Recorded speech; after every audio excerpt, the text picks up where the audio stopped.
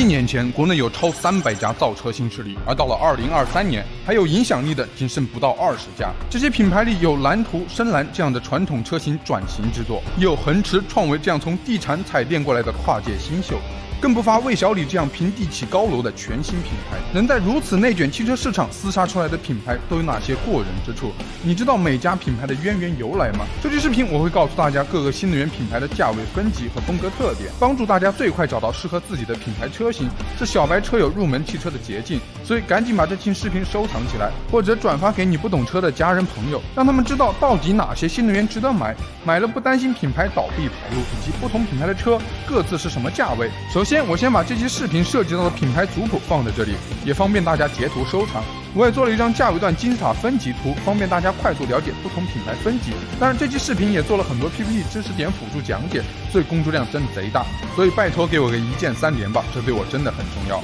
好，废话少说，我们直接开始。首先从最复杂的吉利车系说起，相信大家前不久肯定被极氪001 FR 车型刷屏了。极氪这一品牌脱胎于领克，领克原是吉利收购沃尔沃后两家车企联营之作，看见领克新出的 Zero 概念车还不错，就单独拿出来成立了新公司，是吉利对自己新能源转型的2次探索。为什么说是2次？因为早在2015年，李书福就提过蓝色吉利行动，计划要在2020年新能源车型销量占到集团90%，可那时吉利推出的却是清一色油改电，市场并不买账。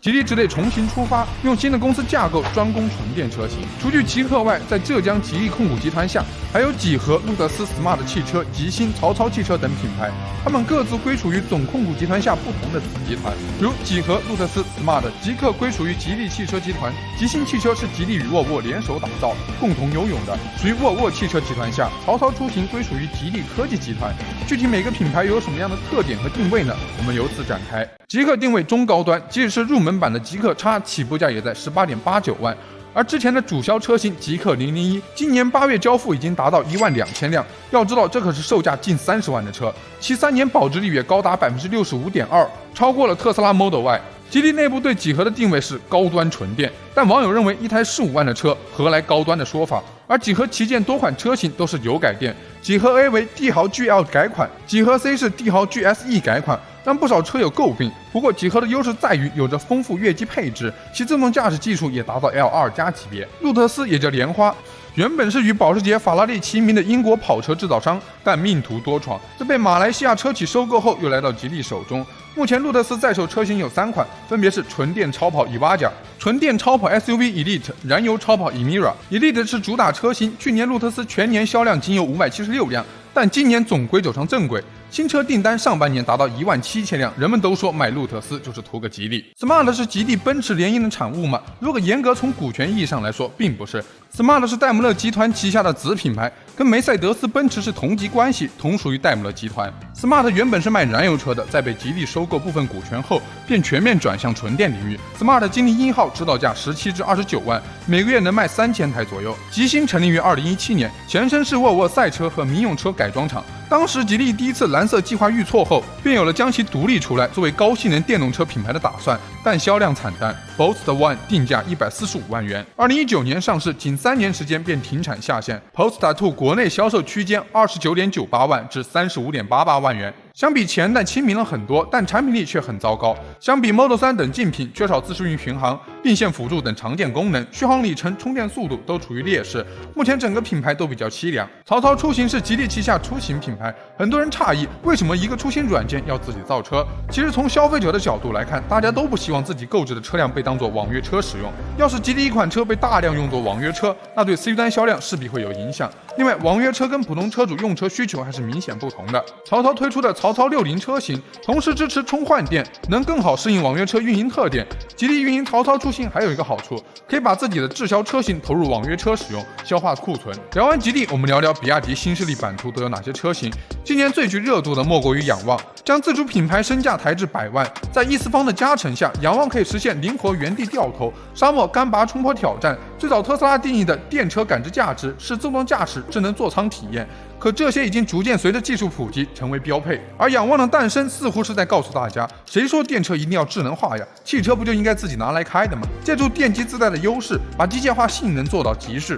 同样能带来颠覆性的产品体验。仰望并不是比亚迪第一次冲击高端，早在2010年，比亚迪便和戴姆勒各出资50%成立了腾势这一品牌。比亚迪出3电技术，戴姆勒出底盘，定位是中高端新能源车型，但上市总销量却仅有13000台，平均每年销量才2600台，净亏35个小目标。后面比亚迪增持到90%股份后，推出第9商务车，后又打出腾势 N7，才把品牌盘活。腾势之外，比亚迪还有一款叫做方程豹的个性化品牌，今年8月发布首款硬派越野 SUV 豹5。预售价3到40万之间。长城原本有3个新势力品牌，欧拉、沙龙和魏牌。欧拉聚焦女性用户市场，当时推出是为了抵消长城的大量燃油负积分，刚推出也是反响平平，但在改名黑猫白猫后，销量却直线上升。2021年，欧拉整个品牌销量同比增长140%，达到13.5万辆，其中女性用户占到70%。和在换新门、多奇这样投诉，竞品车型相继上市后，欧拉销量逐渐趋于平淡。最近，长城把沙龙品牌与欧拉进行合并。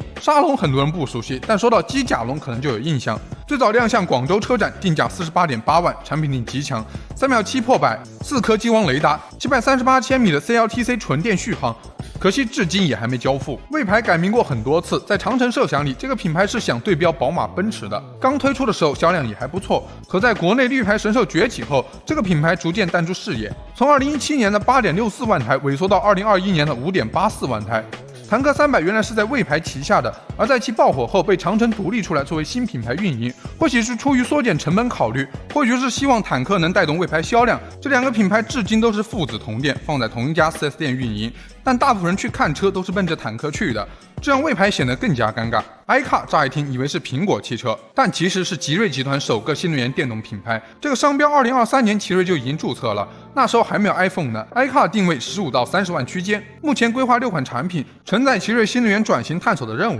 北汽目前有2个新势力品牌，一个叫做极狐，是跟戴姆勒、华为联合打造第一代智能豪华轿车阿尔法 S， 于2021年4月发布。小布站很多人都知道这款车，是通过一个出圈的自动驾驶体验视频，但出圈的是华为，并不是极狐，因此一直销量平平。另一个品牌是北汽和洛克智能，也就是扫地机器人上市公司石头科技创始人共同成立的新品牌。今年8月推出了第一款车型，是一台中大型智能豪华 SUV 极时01，采用双电机4驱增程电动系统，售价35万元左右，处于理想 L7、L8 的定位区间。但与其他城市家庭用车定位不同，极时01主打户外场景，尾门集成了餐厨系统，有专门电磁炉工作区，支持220伏对外放电，还有车载天幕。今年东风掀起了一场汽车行业降价风潮，因为其合资日系车是真的很难卖，但蓝图的销量也还无法完全支撑起一整个大集团应有的销量。蓝图8月汽车同比增长65%，听起来是个超好的成绩，但也仅仅达到4000辆左右，相对而言还是太少了。这个品牌承载了东风品牌向上的希望，希望后续全新蓝图 Free 可以逆风而上吧。上汽集团孵化了2个新势力品牌，一个叫做智己，一个叫做非凡。智己是上汽和张江高科与阿里巴巴一起打造，首款车型智己 L7，车身尺寸达到主流中大型豪华轿车级别，其智能化配置和内饰，我觉得也是很良心、很给力的。智己最近有个大新闻，就是传言奥迪将从智己手中购入电动化平台，来提速自己的电气化进程。奥迪 A4L 有可能与智己 L5 同平台打造，定位高端的智己，其原生纯电平台具有800伏、优秀底盘架控、高阶智能化等技术。L7、LS7 的产品定位也跟奥迪相近，博士觉得这是一笔双赢的合作。带2个 R 的标是劳斯莱斯，而1个 R 的标就是非凡汽车，其首款车型上汽 R1、R6，价格16至20万，可以视为荣威 E-i6 的中期改款车型，也可以理解为荣威 i6 Max 的纯电版，配置还不错。提到赛力斯这个品牌，花粉就可能很熟悉，但它并不是一个异军突起的造车新势力，背后有着多年传统造车经验。赛力斯背后是小康集团，也就是东风小康的那个小康。华为赛力斯的关系属于战略合作伙伴，双方合作主要集中在智能座舱和3电系统上。华为也在自己的终端门店摆放了其合作车型，不过其首款车型 SF5 知名度还是不足，遭遇市场冷落，因此双方展开了更深度合作，打造一个全新品牌，也就是问界。问界品牌定位高端，其首款车型问界 M 售价25至32万，使用了华为鸿蒙智能座舱，因为产品力过硬，销量还不赖。广汽埃安可能是传统车企里转型最为成功的。8月，广汽埃安的销量是4.5万台，但却交付了超5万辆车，是行业里唯一交付超生产的，供不应求。埃安主销车型是埃安 S 和埃安 Y， 定价10至20万区间。埃安 S 切准网约车和出租车市场，迅速成长起来。爱安还发布了全新高端品牌浩博，其旗下王牌车型浩博 GT 获得一众年轻消费者的喜爱。2到30万的小跑车，拥有710公里续航、800伏高压平台、15分钟超充450公里，跟全新特斯拉 Model 3正面硬刚。广汽还跟蔚来一起造过车，当时设想很美好，广汽出生产线，蔚来提供软件层面支持，但后来蔚来汽车遭遇危机，差点就没了。广汽觉得这个外人靠不住，还是得自己折腾，便引进了新的合作伙伴珠江投管集团，将公司也更名为合创汽车。结果其首款车型合创007月销只有2位数，一点起色没有。广汽有了爱安这张王牌，自然没工夫搭理合创这个累赘，品牌当下处于半死不活状态。给三驱兄弟一个3年，这也是计划的一部分。长安深蓝目前有2款车型，深蓝 SL03 指导价14.59至16.39。深蓝 S7 指导价14.99至20.29万。值得一提的是，深蓝 SL03 有一款定价70万的氢能源版本。如果说深蓝负责开辟大众主流市场，阿维塔则是负责高端路线。阿维塔是长安与华为、宁德时代3方联合打造，首款车型阿维塔11，平均单车成交达到36万，今年1到5月份总销量达63.03辆，跟华晨宝马 X3 持平。说消费者对品牌价值认可是够的，卖得出去价。传统车企对新能源的转型探索大致就是这些。新势力品牌里，魏小李3家依然处于头部领先地位。李斌创立蔚来前创办了易车网，10年前就在国外上市，后面做了投资人，投出近40家明星公司，总市值超过1000亿。李斌过往的创业经历让他在资本圈累积了足够的声望，这也让他自己在创办蔚来时获得了极强势能。蔚来的特点是卖的不仅仅是车，更是一种新中产阶级生活方式的门票，所以蔚来会组建运营社群，在城市核心地段开设 New House， 车主没事就可以进去做社交。蔚来的服务也是海底捞级别的。理想是汽车之家创始人，超级产品经理，他敏锐洞察到中国人买车的喜好和需求，大就是豪华，中国人就喜欢大，因此理想全系都是5030毫米以上大尺寸车身，给人直观感受就很旗舰。但价格由于走增程路线，没有那块昂贵的大电池，也没有高级别辅助驾驶投入，所以反而能做到一个相对较低的价格。配置方面完全能和那些上百万售价的豪华品牌竞争，比如理想 L9， 大沙发、大冰箱、大彩电，空气悬挂座椅、按摩、通风加热，应有尽有，真正贴合家庭用车需求，也难怪理想的月销量现在可以达3万辆。小鹏汽车创始人何小鹏是 UC 浏览器创始人，后来把公司卖给阿里巴巴套现300个亿后，毅然决定投身造车。小鹏车型主打智能化，搭载了自主研发的自动驾驶系统，定位中高端市场，价格区间在15到30万，主要面向年轻时尚群体。最近小鹏靠技术被大众注资50个亿，来帮助大众解决中国市场电动车本土化不足窘境。小鹏 G6 平台刚好能符合自己产品需求，包括前面我们说奥迪找上汽购买平台，可见当下国外车企在新能源技术和产品迭代上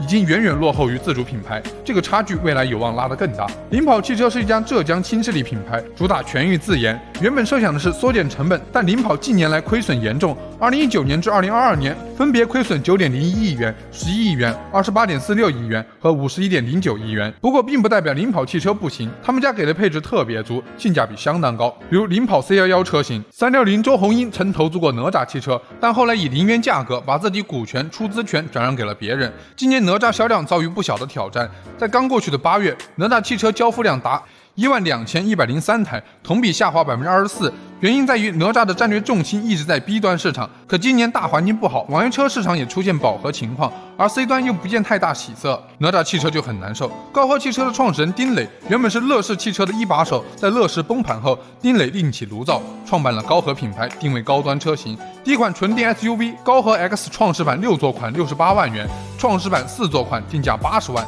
尽管售价高昂，但高和的销量在50万元以上级别价位却是销冠的存在。高和2021和2022年销量分别仅为4237辆、4520辆。今年高和定价有所下探，高和 Y 指导价来到33至46万区间。威马曾经也是跟魏小李并列的新势力品牌，但在2022年后却有明显掉队趋势，全年销量不到3万辆。车企已经陷入多年财务亏损，坊间有欠薪、停产闭店的传闻，而近期又传出开心汽车要全资收购威马汽车的消息，后续如何就有待观望了。爱驰虽然跟魏小李3家是同期列影城，可在国内摸爬滚打多年，也没混出什么名堂，索性走起了国内加国外双双市场道路，两手都要抓，两手都要硬。虽说已经在海外20国打入市场，但整体销量真的看不过去。2021年才卖了3011台，2022年就只有753辆了。这一品牌基本算是洗牌出局了，除非能等到新的白衣骑士。创维汽车由创维电视创始人黄鸿升创办，黄老是国内巨老级人物，而恒驰汽车是恒大许家印创办的品牌，